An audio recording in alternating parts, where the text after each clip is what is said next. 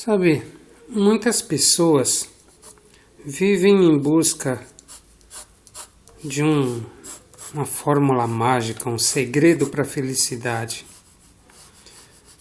Eu acho bom. Acho que a pessoa tem mais o que procurar mesmo. O problema é que procura no lugar errado, da forma errada e acaba sempre dando errado.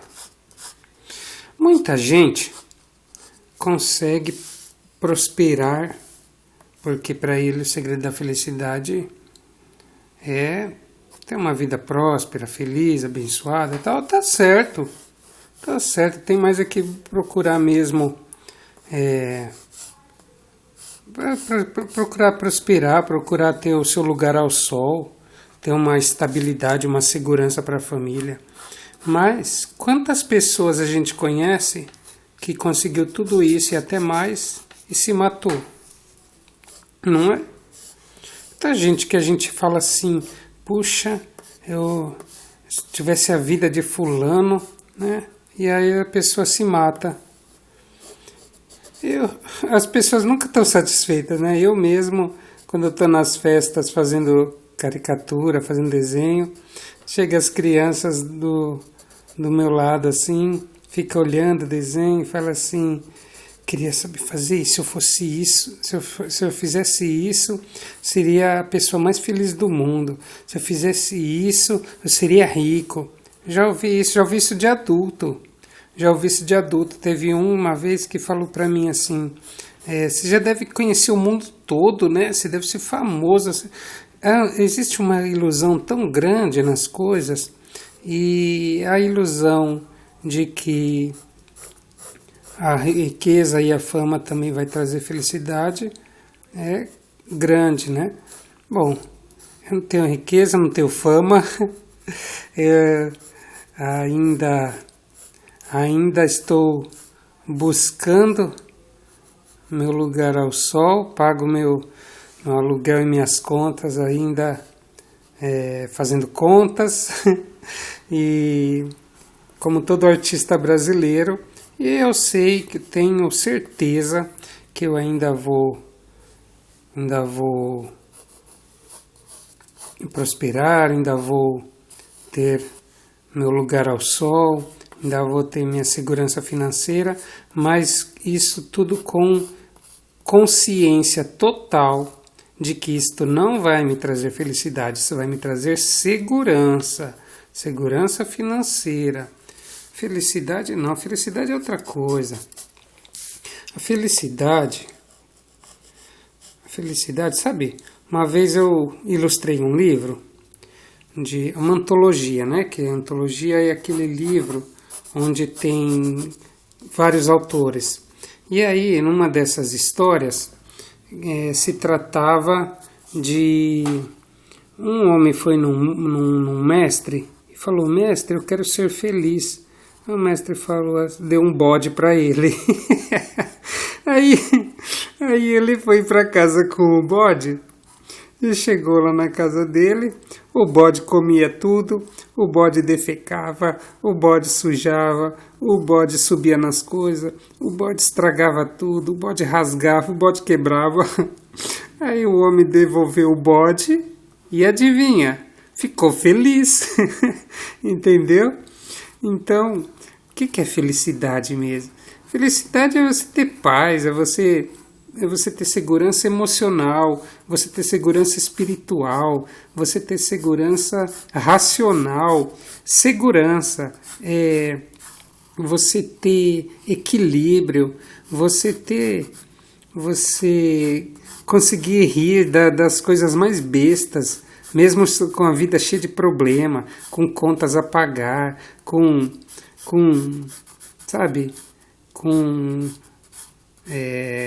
fim do mês chegando e você dando risada, porque você sabe que você tem uma paz, você sabe em quem você confia, você está ligado, você está alicerçado e ligado em Deus, sabe? E a paz que o Senhor dá para nós é muito diferente da paz que se fala por aí. As pessoas cumprimentam você, né, com paz, ou paz, né? E às vezes não tem paz nenhuma, né? Paz é nossa vida de guerra. Nossa vida é guerra. Conhece Jeú? Jeú foi o rei que acabou com a casa de Acabe, ungido por Eliseu.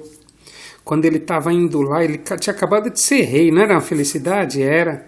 Mas aí o rei falava, olha lá, Jeú está chegando, vai lá, pergunta se ele está vindo em paz. Aí o soldado ia lá, falava, tem paz? Que paz o quê? Que tenho eu com a paz? Passa para trás de mim. Se eu não estou enganado, isso está em 2 Reis 9. E então, assim, nossa vida não é paz não, nossa vida é guerra, estamos na guerra, vamos para a guerra, isso aí. Agora, é por esta guerra que nós temos paz. Porque a paz que o povo fica falando por aí, tudo enganação. Que paz é essa que as pessoas têm? E ficam se matando, e estão em depressão, e estão em tantas doenças psicológicas nestes últimos tempos aí. O mal do século hoje é a depressão, né? Sempre existe um mal do século, já foi a tuberculose, já foi a AIDS, agora é a depressão. E tá vendo essa cena aqui e ali? Tá uma cadeira e uma forca, né? Então você entendeu. Mas qual é a saída? A saída tá aqui, ó. Ele preferiu largar lá a forca que ele fez e foi buscar Deus. Vou te falar uma coisa, você que gosta de pregação, você quer ficar procurando pregação, ficar procurando mensagem, a maior pregação que existe, a maior pregação de todos os tempos, quem fez foi o Senhor Jesus, onde diz aquela canção lá, Jesus é o maior pregador de toda a história. E então, a maior pregação de todos os tempos está em Mateus 5, 6 e 7. O próprio Senhor Jesus pregando, imagina isso. Imagina isso, dá para imaginar o Senhor Jesus pregando e você assistindo? Pois é, você pode fazer isso lendo Mateus 5, 6 e 7. Eu vou falar só um pouquinho de Mateus 5. Que Jesus começa a pregação. A pregação tem várias coisas. É ali que está o Pai Nosso, por exemplo. É ali que ele fala, olhai os lírios dos campos, olhai os pássaros. É ali que ele fala, buscai primeiro o reino de Deus. É ali que ele fala sobre jejum, sobre oração. Ele fala de muitas coisas.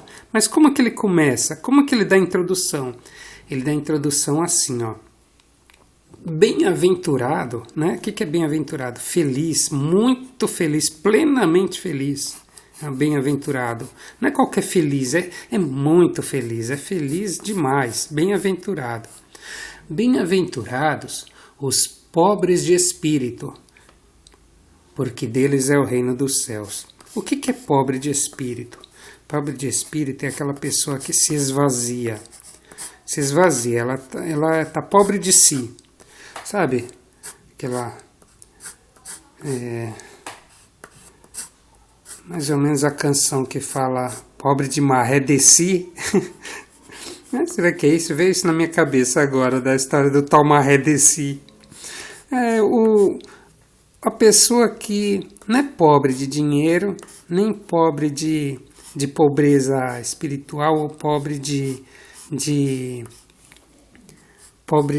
aquele pobre que sai da pobreza, mas a pobreza não sai dele, sabe? Que a pessoa ganha um dinheiro, mas continua naquela vida. Não é esse pobre, não. É pobre de espírito. É aquela pessoa que nós somos cheios de nós mesmos, não é isso? A pessoa é cheia de si. A pessoa tem todos os seus defeitos, suas qualidades, tem suas perguntas, seus questionamentos, seus sonhos, seus ideais, sua visão política, sua visão ideológica, sua profissão, seus estudos, suas formações, seus conceitos, seus preconceitos, não é isso? Então somos cheios. Então, o que é pobre de espírito? É você se esvaziar, você largar tudo isso daí, toda essa coisa. Claro que você não vai deixar sua profissão, você não vai deixar seus estudos, não. É parar de confiar tanto naquilo que tem dentro de você e confiar em Deus. Dá um espaço para Deus, deixa o Espírito Santo falar na sua alma. Eu tenho estudo, eu sou teólogo, bacharel, não sei o que. Sabe aquela pessoa que é tanto título, daqui a pouco já eram tantos títulos, agora tem mais, daqui a pouco já tem arcanjo, né? Arcanjos humanos. E a pessoa se desvencilhar de tudo isso e simplesmente ser cristão. Mas a Bíblia, eu estudei demais para ser tão fraco de acreditar na Bíblia. Eu não posso frequentar uma igreja porque eu tenho uma formação e o pessoal que frequenta a igreja são pessoas que não têm conhecimento, que não sei o que. Então, se esvazie disso tudo e se entrega para Deus. Isso é ser pobre de espírito. E os pobres de espírito são donos do reino dos céus. Imagina, você vai ver não tem aquele povo que fica acusando uns e outros de vender terreno no céu? Eu vou te dar o segredo para ter o seu terreno. Para ser o seu terreno, não só o seu, como ser dono, sócio ali, proprietário, seja pobre de espírito, esvazie-se de si. Está na Bíblia, tá vendo? Mateus 5:3. Bem-aventurados os pobres de espírito, porque deles é o reino dos céus. E depois Jesus continua. Jesus fala assim: bem-aventurados os que choram, porque eles serão consolados. O que é chorar? Chorar não é ser aquela pessoa que vive, dia, céus, azar. Não é esse choro, não. É chorar, é pôr para fora, volto na tecla, se esvaziar. Tá com raiva? Chora para Deus. Tá com tristeza? Chora para Deus. Tá com um problema? Chora para Deus. Esvazia, se derrama, se despeja diante de Deus. E os que choram serão consolados, porque Jesus disse que ia embora, mas deixaria um consolador. Então o Espírito Santo está aqui para consolar. Quer uma pessoa feliz? É uma pessoa que tem o Espírito Santo. A pessoa que tem o Espírito Santo é uma pessoa feliz. Agora, Jesus continua: bem-aventurados os mansos, porque eles herdarão a terra. Puxa, se a pessoa já é pobre de espírito e é dono dos céus, mas enquanto Jesus não vem ou enquanto ela não morre? Como é que fica se ela ainda não foi para o céu? Bom, ela pode ser dona aqui da terra, dona do pedaço aqui, mandar no pedaço. Como? Sendo manso. Por quê? Porque aquele que briga perde a razão. Aquele que briga deixa o calor do momento subir, esfaqueia, mata, bate, ameaça, fala o que não deve. O que contamina o homem não é o que entra na boca, é o que sai. Então, a pessoa que... Por que as pessoas estão lá na superlotação da cadeia? Porque não foram mansos. Né? Muitos ali que assassinaram. Tem gente que matou irmão, né? Imagina. Por quê? Porque deixou no calor do momento a coisa acontecer. Bom, só que isto é um herdar a terra. Existe um outro herdar a terra. Herdar a terra que Jesus, ele disse que foi preparar lugar no céu. Na casa de meu pai há muitas moradas, se assim não fora, eu não teria dito que vou preparar lugar. Mas ele estabelecerá um reinado aqui por 1000 anos. Está lá em Apocalipse. E aí? E aí que só os mansos herdarão. Só os mansos herdarão. O briguento não entrará não. Não vai ter lugar ali para discórdia. Então, existem 2 sentidos de herdar a terra. Herdar essa terra aqui que a gente está vivendo, por quê? Porque seremos cidadãos livres, não ficaremos aí metidos em problemas, se formos mansos. O que é ser manso? Ser manso é ser bobo? Não, não é ser bobo não. Precisa chegar e se defender, se defenda, fala lá, olha, não, isso não está certo, é assim, tal, então você vai falar. Mas existe aquela pessoa que, sabe, eu sou bom, mas não pisa no meu calo, sabe? Quando eu sou bom, mas quando eu sou ruim, eu sou melhor ainda, sabe essa coisa? Então, isso não é ser manso. Ser manso é perdoar, é relevar, é ponderar, é pensar antes de agir. Que mais? Jesus continua, bem-aventurados os que têm fome e sede de justiça, porque eles serão fartos. Existe a fome que é a nossa necessidade de comer, né, de se alimentar, e existe outras fomes, né? Fome de leitura, fome de aventura, né? Necessidades. E a fome e sede de justiça. É que, poxa, tantas coisas que te acontecem, né?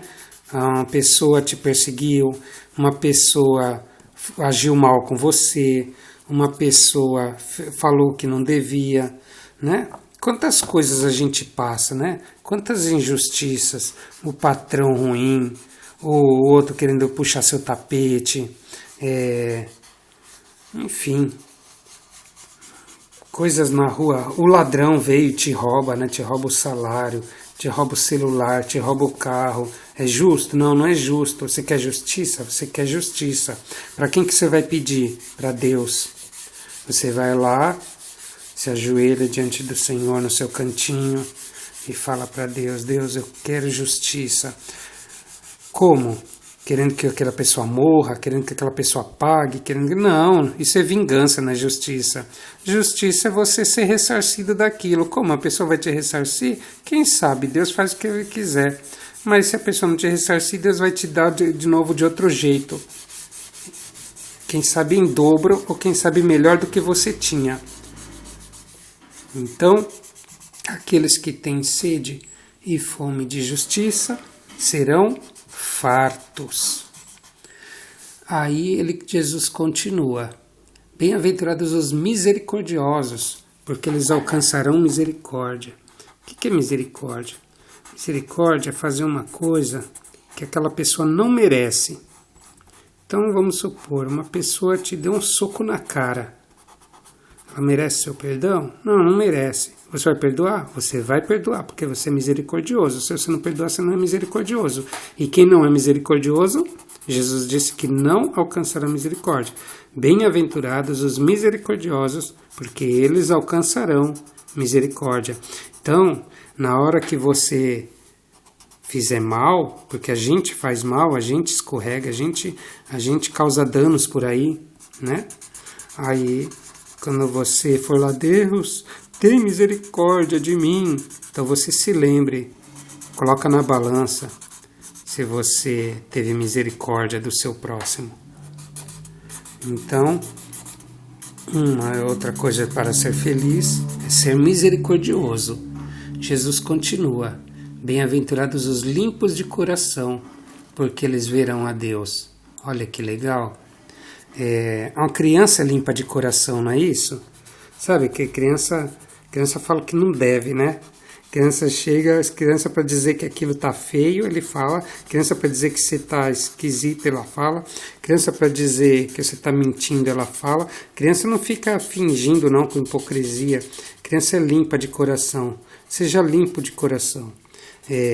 limpo de coração, é você não ter malícia, não ter maldade, não ter maus olhos para as coisas, não ficar desconfiando das pessoas, não ficar falando que aquele é isso, que aquele é aquilo, não ficar indo na conversa, nas fofocas dos outros, não ficar acreditando em tudo, não ficar perseguindo os outros, não, ser limpo de coração, se desvencilha, se esvazia, olha aí, esvaziar de novo. Você percebeu que todas essas coisas que Jesus está falando para você ser bem-aventurado, ele fala para você, se a gente for resumir mesmo, tudo se resume em se esvaziar.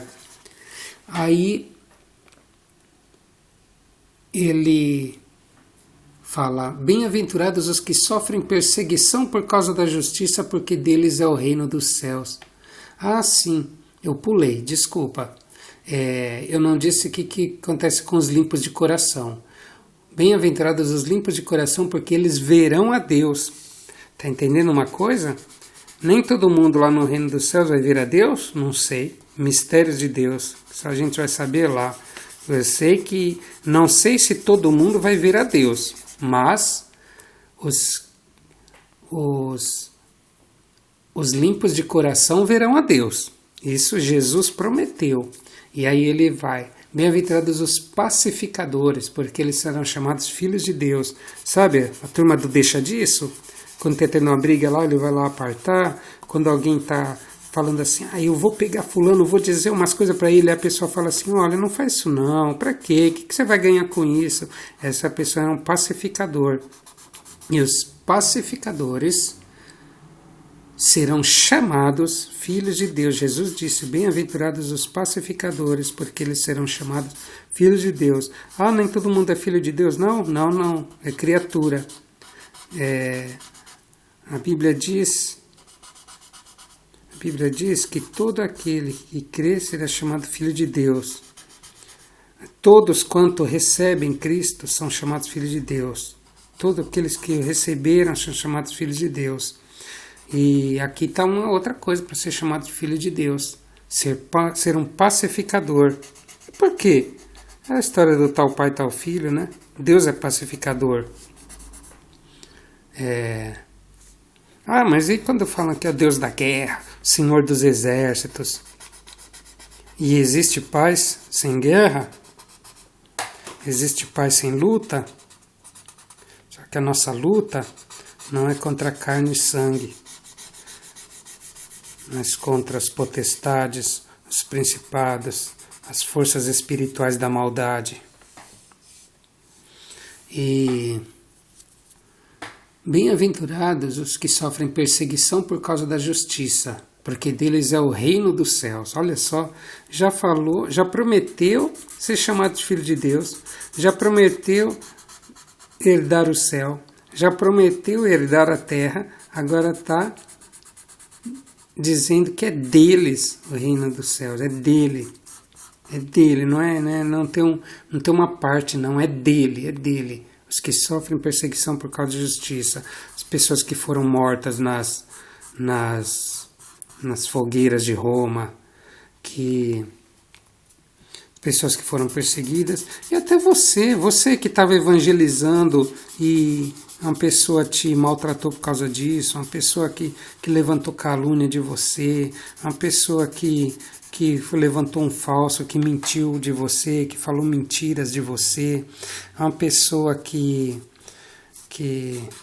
chegou e começou, quando fazia bullying quando você era criança na escola e sabiam que você era cristão, uma pessoa que te persegue no trabalho por causa do seu temor a Deus. Então, se você sofre perseguição por causa da justiça, é seu o reino dos céus. E Jesus conclui dizendo, bem-aventurados sois vós, quando vos injuriarem e perseguirem, e mentindo disserem todo o mal contra vós por minha causa. Então, exultai e alegrai-vos, porque é grande o vosso galardão nos céus, porque assim perseguiram os profetas que foram antes de vós. Então, isso é o começo, para você ter uma ideia, isso é o começo da pregação de Jesus, que está lá em Mateus 5. Mas leia também o 6 e o 7, que você vai ver a maior pregação e a melhor pregação de todos os tempos. E aí você vai entender o verdadeiro segredo da felicidade, da paz, da graça. Muito obrigado por sua leitura,